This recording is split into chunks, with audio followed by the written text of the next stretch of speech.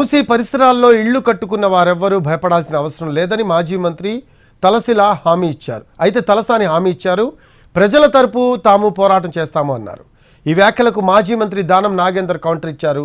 ఇళ్లు పోని వారిని పోగేసి మీ ఇళ్లు పోతాయి అంటూ భయపడుతున్నారని విమర్శించారు.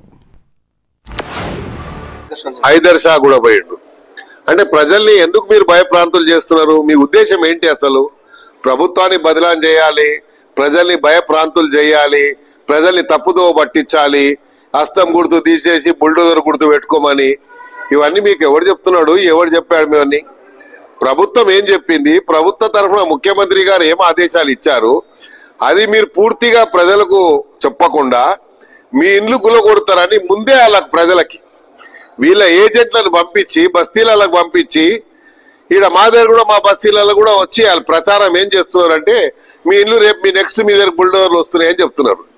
మీకు అవసరం అంటున్నా ఇలాంటి నీచ రాజకీయాలు అవసరం అడుగుతున్నాడు. నేను టీఆర్ఎస్ పార్టీగా మీ అందరికీ మేము హామీ ఇచ్చేది ఒకటే, మేమున్నాము, మీరు అధైర్యపడకండి, ధైర్యంగా ఉండండి.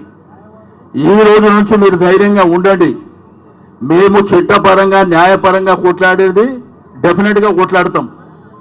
రెండోది, ఎక్కడికక్కడ మా పార్టీ కానివ్వండి, మా ఎమ్మెల్యేలు కానివ్వండి, మా నాయకత్వం కానివ్వండి, మేమే కొన్ని ఏరియాలు పంచుకొని ఆ ఏరియాలలో మీతో పాటు మేమే ఉండడానికి కూడా సిద్ధంగా ఉంటాం. కానీ మీ మీద ఎటువంటి ఇబ్బంది ప్రభుత్వం తలపెడితే ఏడికైతే ఆడికి కొట్లాడడానికి మేము సిద్ధంగా ఉన్నామని చెప్పి